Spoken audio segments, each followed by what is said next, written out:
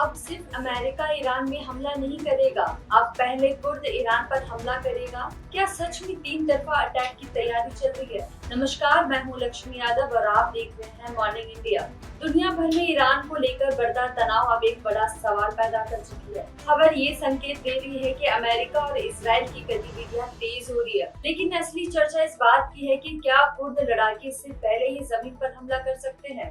फरवरी 2026 में शुरू हुई हमले के बाद हालत और ज्यादा संवेदनशील हो गए हैं। इजराइल जहां हवाई हमले कर रहा है, वहीं अमेरिका भी हवाई समर्थन दे रहा है। इसी बीच अब एक नई संभावना भी सामने आ रही है। इराक बॉर्डर से कुर्द लड़ाकों का भी जमीनी हमला होगा। हाल ही में इराक के कुर्दिस्तान क्षेत्र में ड्रोन हमले की घटना ने इस तनाव को और बढ़ा दिया है। एरबिल में कुर्द नेताओं के ठिकानों के पास ड्रोन गिराए जाने के बाद सुरक्षा को लेकर चिंता गहराई गई है। फरवरी 2026 से शुरू हुई हमले के बाद हालत और ज्यादा संवेदनशील हो गए हैं।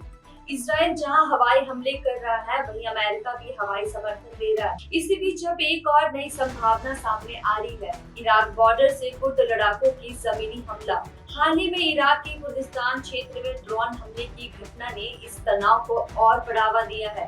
एरबिल के कुर्द नेताओं के ठिकानों के पास ड्रोन गिराए जाने के बाद सुरक्षा को लेकर और चिंता गहरी हो गई है। इस घटना को कई बड़े संघर्ष की संभावना की शुरुआत में दिखाई दे रहा है। अब सवाल उठता है, कुर्द आखिर है कौन और ईरान से इतना टकराव क्यों है? कुर्द एक बड़ा जाति समूह है जो इराक, ईरान, तुर्की और सीरिया में फैला हुआ है। ईरान में रहने वाले कुर्द लंबे समय तक अपने अधिकारों और पहचानों के लिए संघर्ष कर रहे हैं।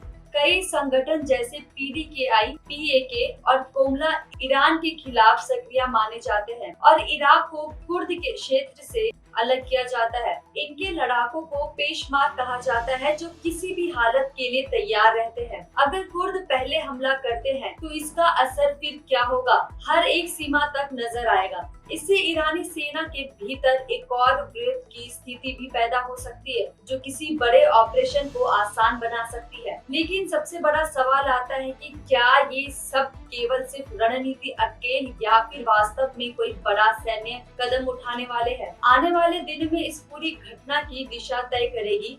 फिलहाल दुनिया की नजर इस बढ़ते तनाव पर टिकी है। कैमरा पर्सन अजीत के साथ मैं लक्ष्मी यादव, मॉर्निंग इंडिया।